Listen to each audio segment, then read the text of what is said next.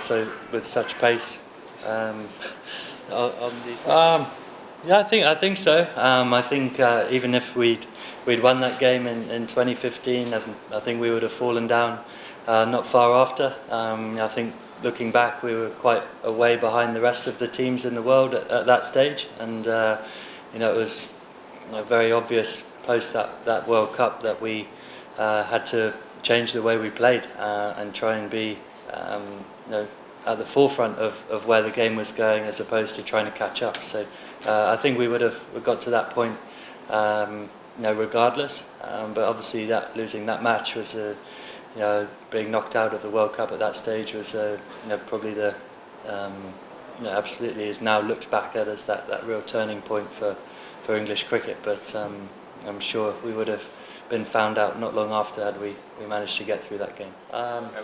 There's obviously the difference of generally the wicket will be slower, but guys like Jofra and Mark Wood, they obviously have fantastic airspeed. So sometimes as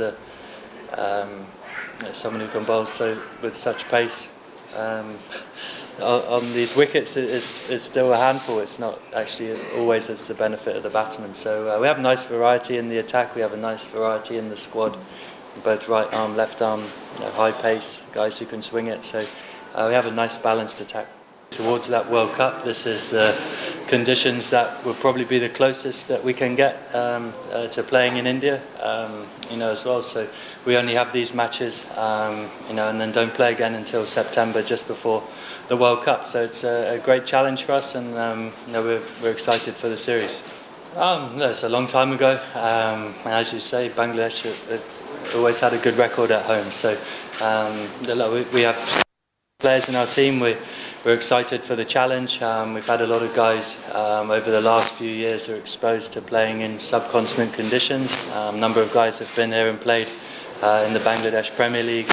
Have a bit of an idea as to what to expect, but that doesn't make it any easier. It's going to be a good challenge, and we look forward to it.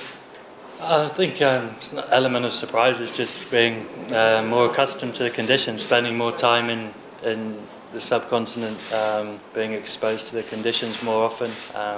Before the advent of franchise cricket, you'd only come here as an international team, and absolutely, with more franchise cricket around the world, guys are more exposed to the conditions. We'll always try and be as aggressive as we can. I think the misconception is that we're aiming for 400 every time, but it's more about trying to push the boundaries of what's capable on the day, not settling for par, trying to push that envelope higher. If the maximum on the wicket as 100, come score 100 instead of 80. So we just try and assess the conditions and imprint our game as much as we can. But of course, you have to understand conditions, adapt. But we're always going to fall on the positive side as opposed to the more negative side. I don't know. I think there's always good competition when the two teams play, and expect a competitive series.